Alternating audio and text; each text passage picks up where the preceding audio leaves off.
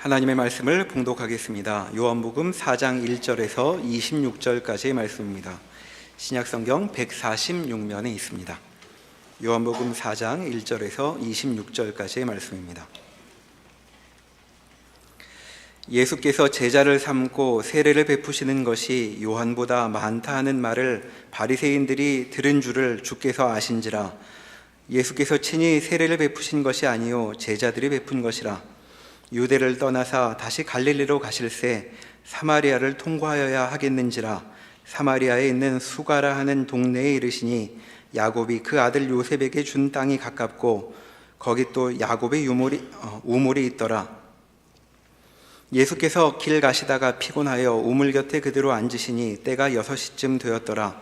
사마리아 여자 한 사람이 물을 기르러 왔음에 예수께서 물을 좀 달라 하시니 이는 제자들이 먹을 것을 사러 그 동네에 들어갔음이로라.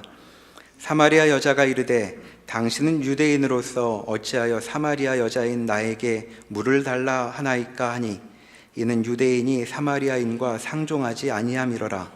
예수께서 대답하여 이르시되 내가 만일 하나님의 선물과 또 내게 물 좀 달라 하는 이가 누구인 줄 알았더라면 내가 그에게 구하였을 것이요 그가 생수를 내게 주었으리라. 여자가 이르되 주여 물 기를 그릇도 없고 이 우물은 깊은데 어디서 당신이 그 생수를 얻겠사옵나이까. 우리 조상 야곱이 이 우물을 우리에게 주셨고 또 여기서 자기와 자기 아들들과 짐승이 다 마셨는데 당신이 야곱보다 더 크니이까. 예수께서 대답하여 이르시되 이 물을 마시는 자마다 다시 목마르려니와 내가 주는 물을 마시는 자는 영원히 목마르지 아니하리니 내가 주는 물은 그 속에서 영생하도록 솟아나는 샘물이 되리라. 여자가 이르되 주여 그런 물을 내게 주사 목마르지도 않고 또 여기 물 기르러 오지도 않게 하옵소서. 이르시되 가서 내 남편을 불러오라. 여자가 대답하여 이르되 나는 남편이 없나이다. 예수께서 이르시되 내가 남편이 없다 하는 말이 옳도다. 너에게 남편 5이 있었고 지금 있는 자도 내 남편이 아니니 내 말이 참되도다. 여자가 이르되 주여 내가 보니 선지자로소이다. 우리 조상들은 이 산에서 예배하였는데 당신들의 말은 예배할 곳이 예루살렘에 있다 하더이다. 예수께서 이르시되 여자여 내 말을 믿으라. 이 산에서도 말고 예루살렘에서도 말고 너희가 아버지께 예배할 때가 이르리라. 너희는 알지 못하는 것을 예배하고 우리는 아는 것을 예배하노니 이는 구원이 유대인에게서 남이라. 아버지께 참되게 예배하는 자들은 영과 진리로 예배할 때가 오나니 곧 이때라. 아버지께서는 자기에게 이렇게 예배하는 자들을 찾으시느니라. 하나님은 영이시니 예배하는 자가 영과 진리로 예배할지니라. 여자가 이르되 메시아 곧 그리스도라 하는 이가 오실 줄을 내가 아노니 그가 오시면 모든 것을 우리에게 알려주시리이다. 예수께서 이르시되 내게 말하는 내가 그라 하시니라. 아멘. 예수님께서 유대 땅에서 갈릴리로 돌아가시는 길에 사마리아를 지나게 됩니다. 예루살렘이 있는 유대 땅은 남쪽이고 갈릴리는 북쪽 지방이고 그 가운데 우리나라로 치면 황해도나 강원도 같이 가운데 지방이 사마리아인데 그 지방은 여로보암 때부터 북왕국 이스라엘로 분리되어 나라를 세우고 살다가 기원전 722년에 아수르에 의해서 멸망합니다. 사마리아는 특히 그 북왕국의 수도가 있는 우리로 얘기하면 경기 지방을 의미하는데 아수르가 이스라엘을 멸망시키고 그 유대인들이 가지는 이스라엘이라는 이름이 가지는 민족적 우월성이 너무 강해서 다른 나라 사람들과 이렇게 함께 살게 해서 혼혈을 만들어 버립니다. 그래서 남왕조 유다에서는 북왕조가 있었고 민족의 순결성을 지키지 못했다고 사마리아 사람들을 업신 여기고 갈릴리로 갈 일이 있으면 이렇게 우회해서 돌아가곤 했던 것입니다. 예수님은 이제 여행길에 지치셔서 이 우물가에 앉게 됩니다. 6시에 한 여인이 물을 길러 옵니다. 유대인들의 시간은 우리로 얘기하면 6시부터, 새벽 6시부터 시작해서 7시가 1시입니다. 그렇게 해서 6시는 정오, 한낮이죠. 한낮에 물을 길러 왔다는 것은 거기 뜨거운 사막 기후 속에서 남의 눈을 피해야 되는 그런 처지와 약자의 지위를 말하고 있습니다. 그 여인이 물을 길러 오자 예수님이 이렇게 말을 겁니다. 여러분들이 읽으시는 걸 너무 성경의 표현들이 그 진솔한 내용이 무언지를 이해시키기 위해서 약간 더 과장해서 말씀드리려고 합니다. 이런 땐 영어 표현이 좋은데, Madam, please give me a favor. 그런 겁니다. 여인이요, 내게 물 한 잔만 주시겠습니까? 이렇게 아주 낮고 겸손하게 부탁을 합니다. 그러자 그 예법에 맞지 않게 여인은 대단히 날카롭고 퉁명스럽게 반응합니다. 당신은 유대인이지 않소? 늘 잘난 척하고 뭐 우리를 사람 취급도 안 하더니 오늘은 웬일이십니까? 이렇게 대꾸를 했습니다. 그러자 뜻밖의 예수님이 내가 물을 너에게 달라고 했지만 내가 누군지 알았다면 내가 벌떡 뛰어와서, 벌떡 뛰어오진 않죠. 벌쩍 뛰고 내 앞에 무릎을 꿇고 내게 네 소원을 말했을 것이다. 그러면 내가 네 소원도 들어주고 생수도 주었을 것이다.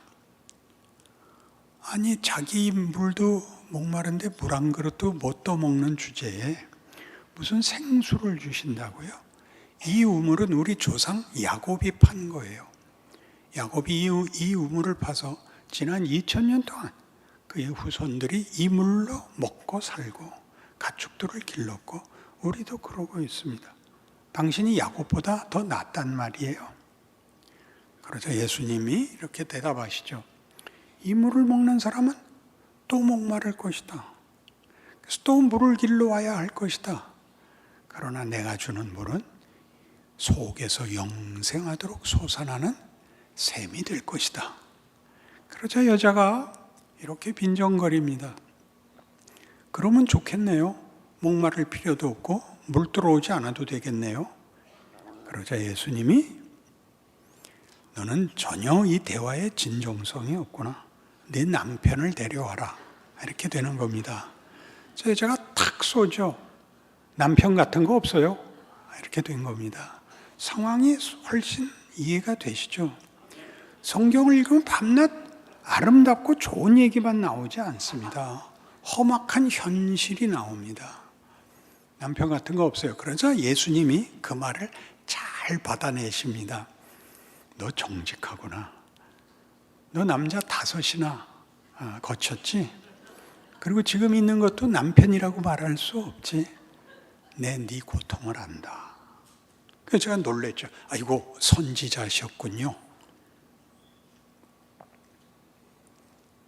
우리가 유대인들은 예루살렘 성전에서 예배를 해야 된다고 그러는데 저희는 이 그리심산에다가 제단을 쌓고 예배를 드렸는데 그게 잘못된 것이었을까요?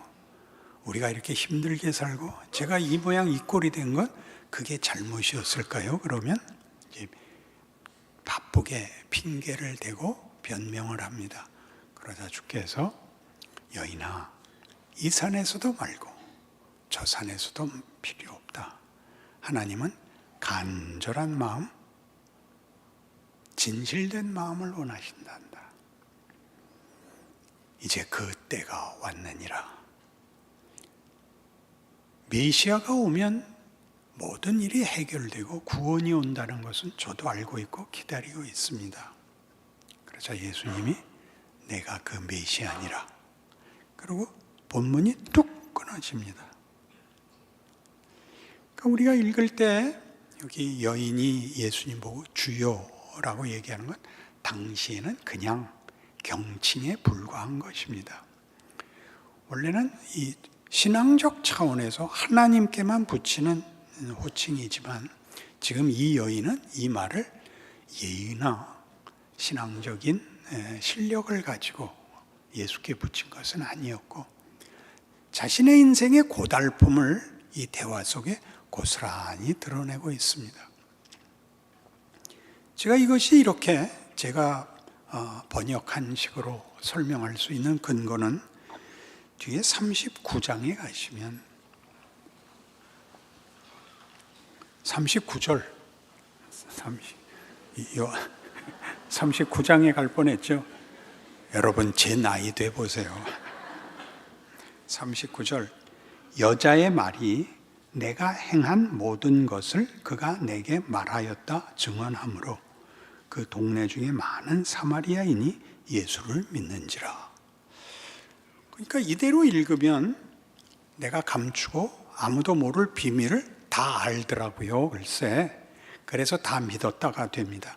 그렇게는 신앙이 그렇게 출발하거나 그렇게 문을 열지는 않습니다.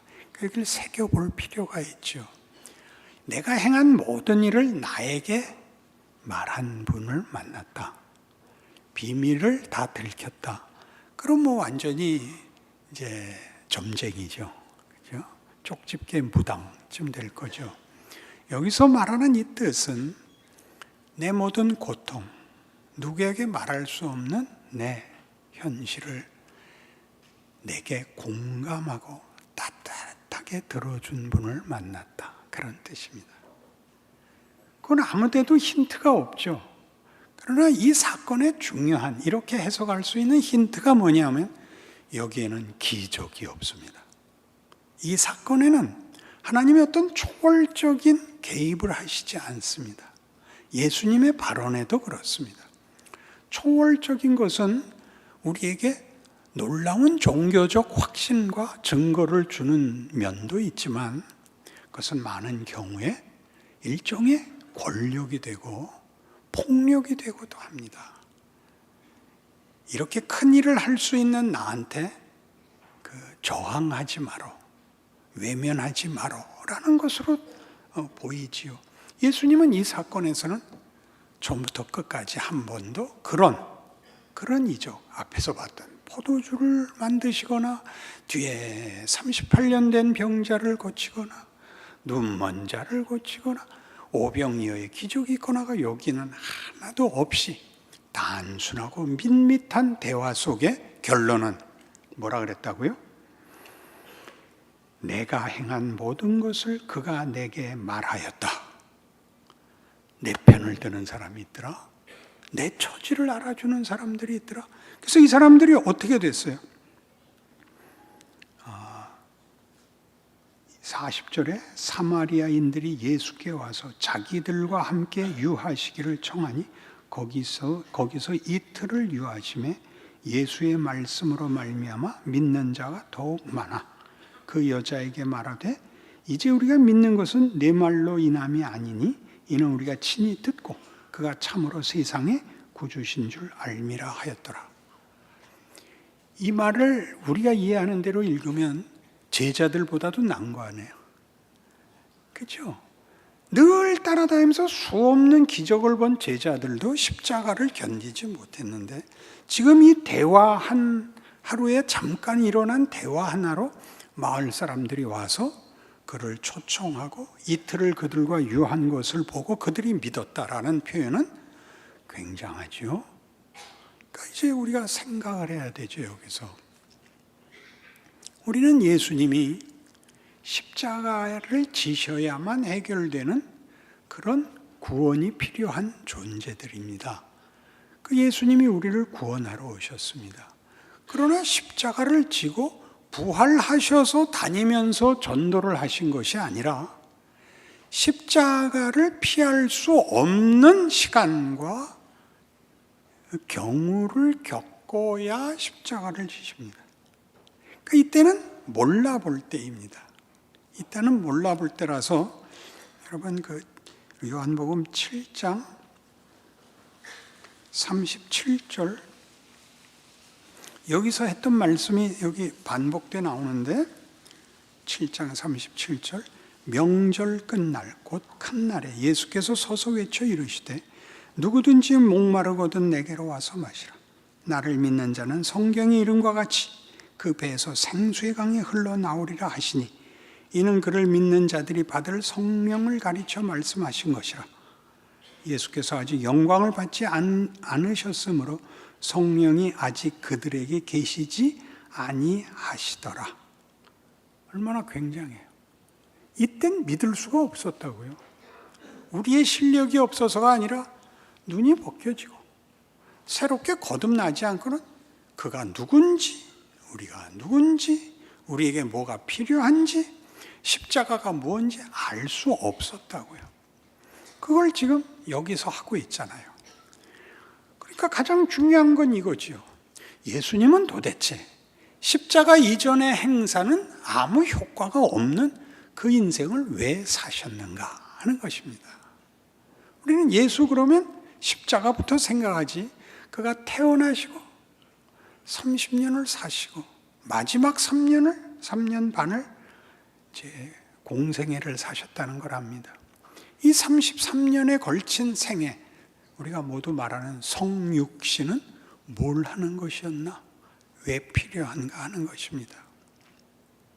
예수님은 십자가를 지기 전에, 우리에게 구원을 베풀기 전에 구원을 베푸시고 행하시는 하나님이 우리를 누구라고 생각하는가를 보이십니다.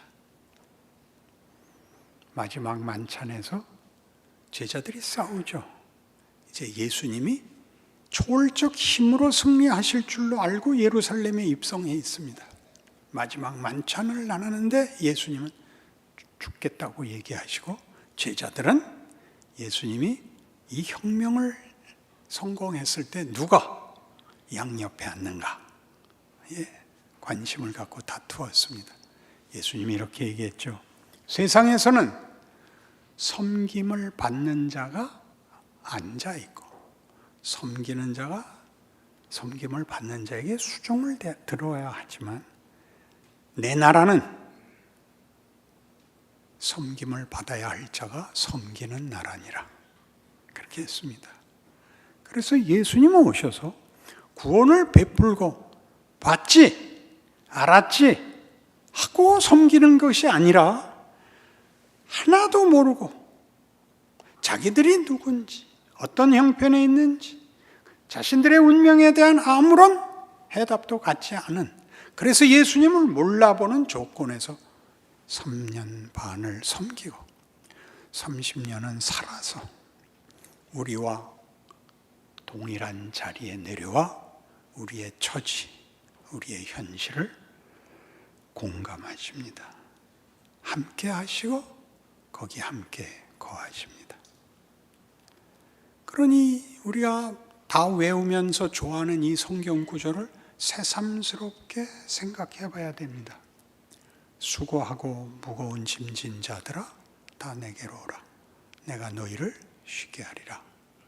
어떻게요? 나는 마음이 온유하고 겸손하니 내 멍에를 메고 내게 배우라. 그리하면 너희 마음이 쉼을 얻으리니 이는 내 멍에는 쉽고 내 짐은 가벼움이라. 만만치 않죠.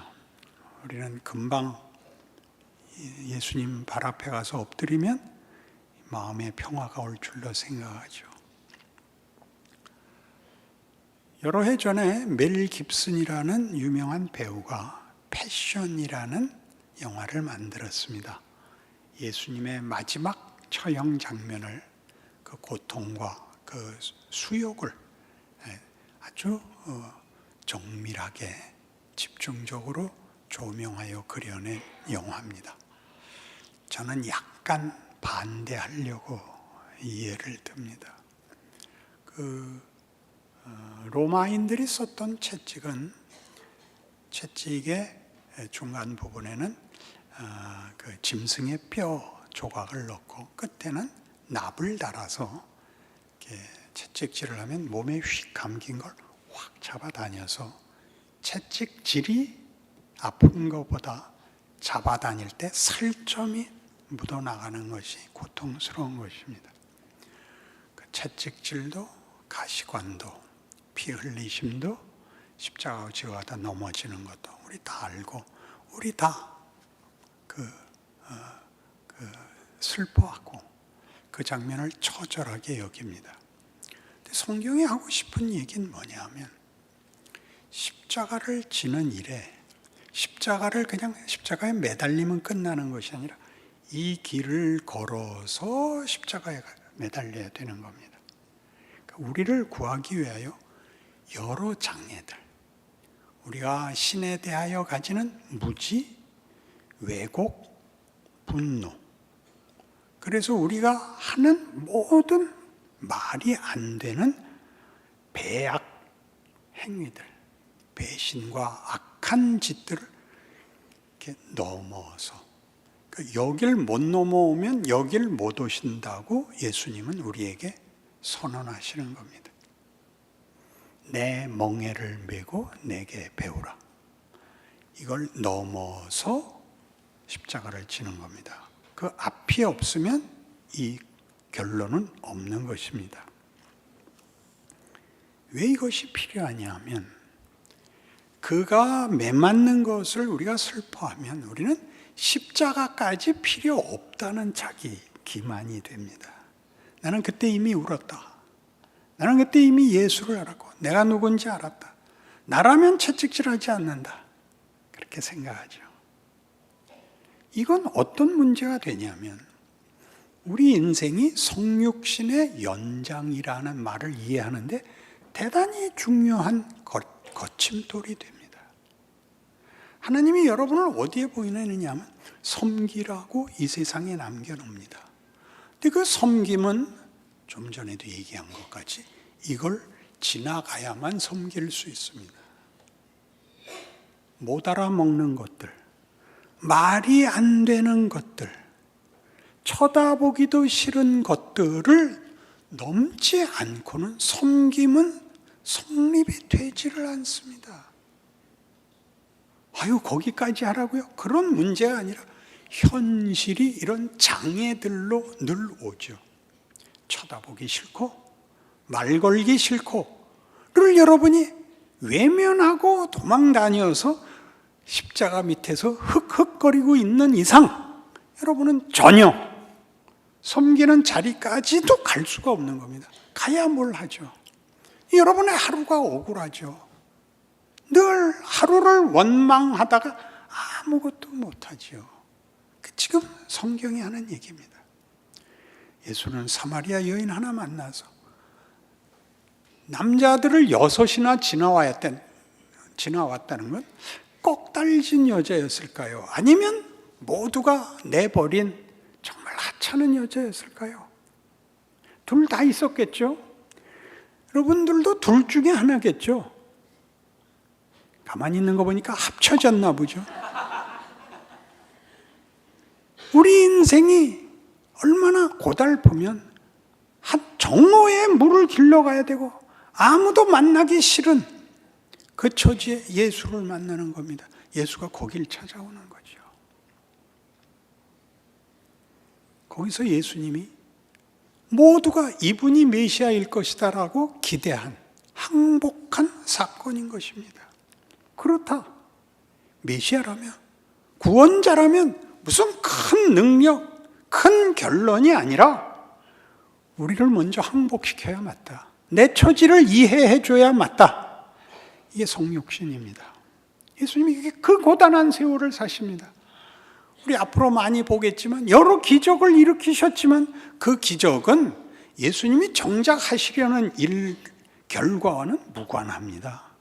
하나의 표적이 될 수는 있지만 그것으로 당신의 짐을 덜지 못합니다. 우리의 마음을 사지도 못합니다. 우리는 계속 오해합니다. 계속 오해해서 마지막 예루살렘 입성마저도 그 큰 능력들, 어떤 능력들? 죽은 자를 살리고 바다를 잠잠케 하고 오병이어의 기적으로 세상 권력을 이겨 원수들을 쳐엎고 승리가 있으리라고 기대를 합니다. 그렇게 안 하십니다. 아버지여 저들을 사하소서. 저들은 자기가 하는 일을 알지 못하나이다. 여태껏 그 알지 못하는 그 시간을 예수님은 섬깁니다. 모든 경우에 당신이 해줄 수 있는 것을 다 해줍니다. 위로하시고 따뜻하고 나는 마음이 온유하고 겸손하니입니다. 그러니 수가 여인과 예수님의 만남은 우리에게 뭐가 되는 걸까요? 우리가 넘어가야 되는 어떤 장애들이죠. 현실성과 신앙의 구체성을 위하여 당연히 받아들여야 하는 우리로서는 참기 힘들고 원치 않는 장애물들이죠. 그 속으로 들어가지 않고서야 어찌 복음을 전할 수 있으며 예수를 믿는다는 말을 할 수 있겠습니까? 아니, 그 말 하라고 우리가 여기 남아있는 겁니다. 하필 한국 땅에 와서 어느 기도원 가면 계속 기도를 그렇게 시켜요. 우리나라를 독일같이 만들어 주시옵소서. 우리나라를 미국이 되게 해 주시옵소서. 우리나라를 카나다 되게 해 주시옵소서. 얼마나 개뿔도 모르는 기도원이 예수님이 이 땅에 오셔서 성육신 33년의 생애를 우리의 처지, 우리의 자리에 들어와 섬기셨다는 걸 기억한다면 우리의 존재와 우리 각각의 경우는 대단히 특별한 것이 될 것입니다. 여러분들은 여러분의 책임을 아무에게도 넘길 수 없습니다. 우리 이 길을 가야 됩니다. 이 비명이 나올 때까지 나의 하나님, 나의 하나님, 어찌하여 나를 버리시나이까? 굉장하지요? 기도하십시다. 하나님 아버지, 믿음이란 오늘 하루 하나님이 나와 함께 하시고 나의 처지로 하나님이 영광 받으신다는 것을 기억하는 것입니다. 우리는 우리 자신과 우리의 형편에 대하여 아무것도 불평할 것이 없습니다. 하나님은 우리에게 충분하십니다. 예수를 주셨고 십자가를 세우셨습니다. 부활의 승리를 이루려면 이 길을 걸어야 합니다. 그것은 하나님께서 영광으로 삼으신 길이고 하나님께서 모든 능력을 동원하신 행사입니다. 그 귀한 인생을 사는 우리 되게 하여 주시옵소서. 예수님 이름으로 기도합니다.